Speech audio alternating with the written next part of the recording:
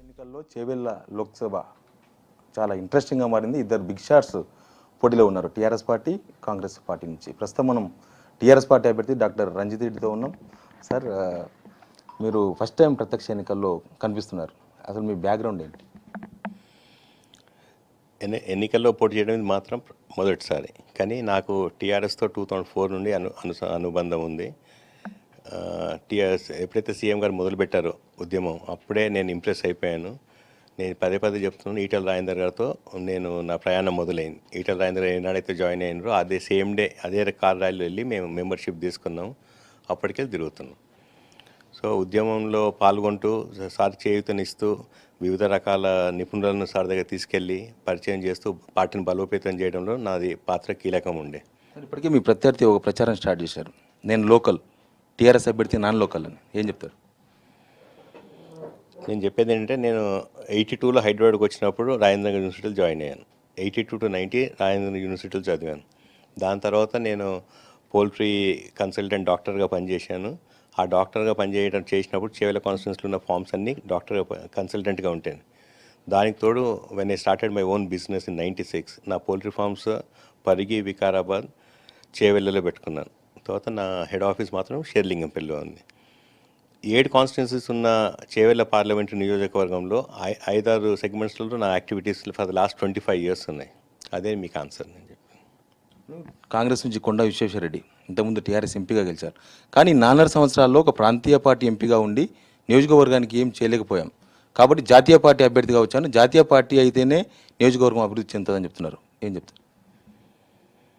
జాతీయ party local party అన్నది కాదు. అక్కడ ఏ పార్టీకి అయితే మన జాతీయ పార్టీ సెంట్రల్ గవర్నమెంట్కి వెళ్ళి అక్కడికి రావాల్సిన నిధులు తీసుకురాక 4.5 years పనిచేయలేక ఇప్పుడు ఆ మాట మాట్లాడుతున్నారు.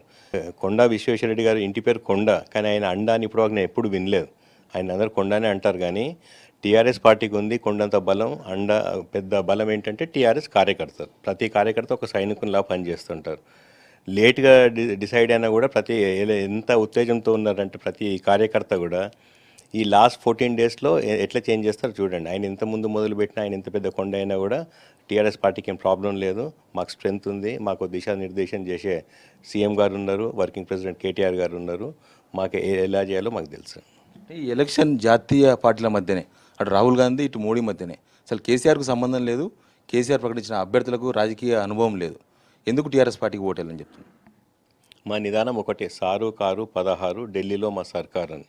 సెంటర్లు ఎవరు రావాలని డిసైడ్ చేయాల్సిన దాంట్లో అప్పుడు మన రోల్ ఉందనుకోండి, మనకు కావాల్సిన నిధులు వస్తాయి, మనకు కావాల్సిన ప్రాజెక్ట్స్కి స్టేటస్ వస్తాయి, రైల్ ట్రాక్స్ అని తెచ్చుకోవచ్చు, తర్వాత హైవేస్ తెచ్చుకోవచ్చు.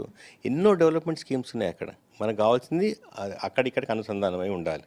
చేవెళ్ళ నియోజకవర్గం మీద మీకున్న అవగాహన సార్, అక్కడ ఏం సమస్యలు ఉన్నాయి, మీరేం హామీ ఇస్తున్నారు జనాలకు?